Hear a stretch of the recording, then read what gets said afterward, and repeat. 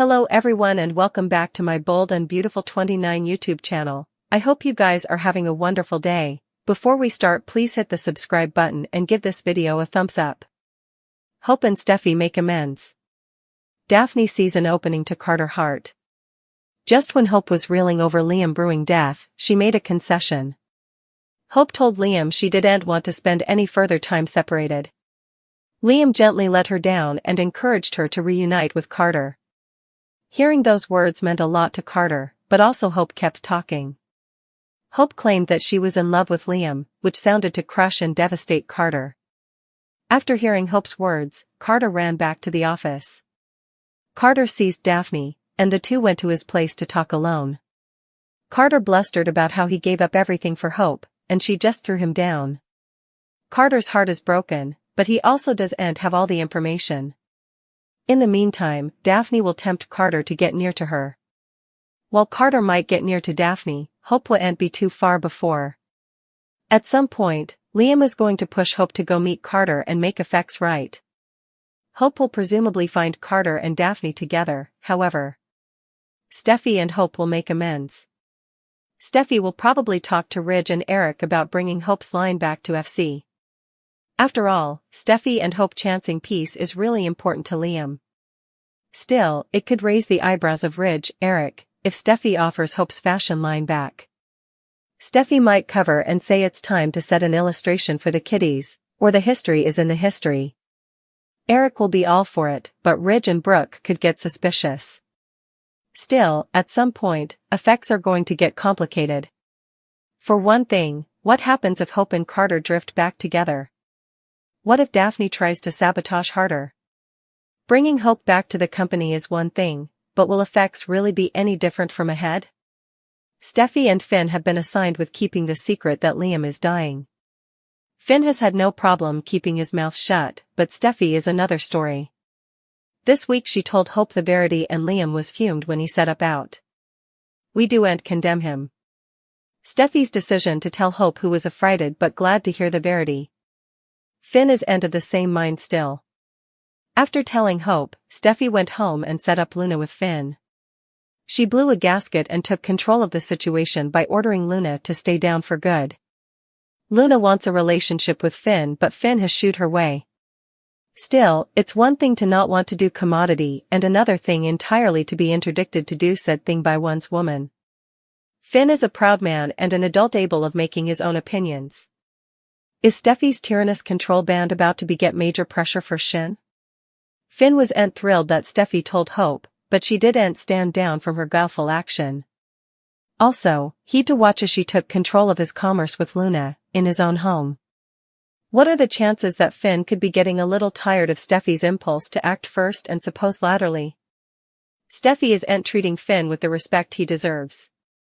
On top of everything differently, she has interdicted him to have anything to do with his bio mama, Sheila.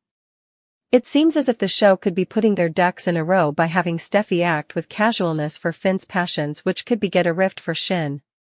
Steffi will take her controlling nature too far with Finn, causing a rupture in their relationship?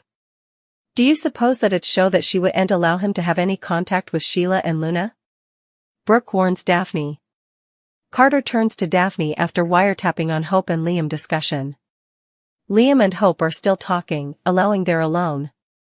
By the ajar door, Carter intimately listens in on the former dears. Hope says she wants to have a future with him. As they weep in each other's arms, Carter is agonized. Hope asks if Liam is worried about Steffi telling her the secret. Liam isn't angry, but wishes he didn't have to spend the rest of his days gaping at everyone's sad eyes. Liam continues pushing Hope to get back with Carter. Liam says if she forgives Carter, also happiness will come later. Hope thinks Liam should concentrate on himself. The case says that would drive him crazy. Allowing about others gives him a sense of peace. Liam urges her to forgive Carter. She's not sure if that can be. Liam thinks wrathfulness is meaningless if they still love each other. Hope admits she does still love the susurrus.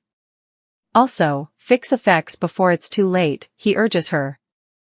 Over at Forrester Creations, Brooke steps into an office to see Daphne. Brooke says they need to talk about Hope. The Golden mentions that Harder loves each other, and not to get in the way of that. The No states that Hope is bad for Carter. That's when the COO himself bursts through the door, asking to speak to Daphne alone. Once Brooke leaves, Carter says Hope happed. Carter needs to get out of there. Daphne offers to go anywhere with him, so they head to his place. Once there, Carter explains his rocky history with connections. Carter also doesn't know why Daphne cares, but he's glad she does. The COO allowed. Hope watched, too. The nose was hysterical. Hope would hurt him. Daphne rants about Hope's history of bouncing from man to man. Daphne thinks she'll end up going back to Liam. Carter offered everything for Hope, and she just threw him down. Carter says Daphne was right. The nose puts her hand on Carter's casket, saying she'll be there for him now and always. At the Precipice house, Steffi is still agitating Liam with Finn and Taylor. Finn and Taylor suppose Liam will realize the Verity was the right decision. Steffi urges them to keep quiet, no bone. Differently can know. Finn says a lot of people choose to be alone when they die. The families always feel betrayed and burgled. Hope and Steffi will help Liam face death, the croaker says. Steffi doesn't suppose any of this is fair. They has no way nestled down from libelous love affairs, but what if the coming bone is a little near to home? Just imagine if Finn, the devoted hubby and father, suddenly finds himself drawn to someone who should be out limits. Someone like his brilliant, beautiful colleague, Dr. Bridget. It starts innocently enough with late nights at the sanitarium and violent exchanges as they put their heads together to try and save Liam from dying. Bridget, with her inarguable charm and intelligence, becomes a breath of fresh air for Finn. He admires her fidelity and finds himself pining her presence, indeed when he knows he shouldn't.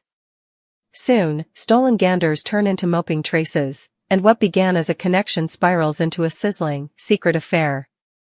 But secret loves come with a price. Finn's guilt gnaws at him as his passions for Bridget consolidate. Bridget is torn. She no way planned to betray Steffi, but her chemistry with Finn is inarguable. Will they give in to passion or fight their solicitations to cover their families? This interdicted love could be a game changer for everyone, setting the stage for explosive drama and emotional fermentation. As Finn struggles with his heart, Steffi may begin to smell commodity is out.